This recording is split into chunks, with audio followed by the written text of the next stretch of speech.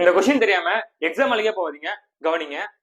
Integral cos cube x into e power log sine x dx கேட்டுருக்காங்க. இது எப்படி solve பண்ணலாம்? சிம்பிள் தான்.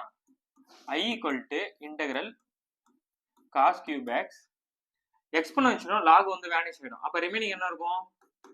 சைன் எக்ஸ் இன்டூ டிஎக்ஸ் இருக்கும். கிளியரா? இப்ப சப்ஸ்டியூஷன் பண்ணலாமா? t ஈக்குவல் டு நம்ம காஸ் எக்ஸ்ன்னு எடுத்துக்கலாம். இதை டிஃபரன்ஷியேட் பண்ணுங்க.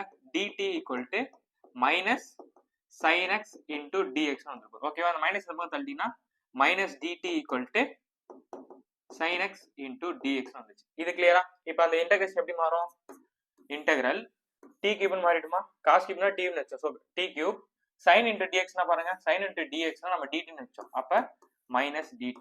இந்த மைனஸ் வெளியில கொண்டு வந்துடலாமா? சோ மைனஸ் வெளியில கொண்டு வந்தீங்கன்னா இன்டகிரேட் பண்றோம் அப்படின்னா t பவர் 4/4 வந்து. கரெக்ட்டா? சோ இன்டகிரல் t கியூப்னா t பவர் 4/4 பிளஸ் சின்னு சொல்லிட்டு வந்துருக்கும். ஸோ டீனா நமக்கு என்ன பார்த்து தெரியும்? காசுன்னு தெரியும். ஸோ காஸ் பவர் 4x/4 அந்த மைனஸ்க்கு மைனஸ் பிளஸ் சி. இதான் அதுக்கான ஃபைனல் ஆன்சர்.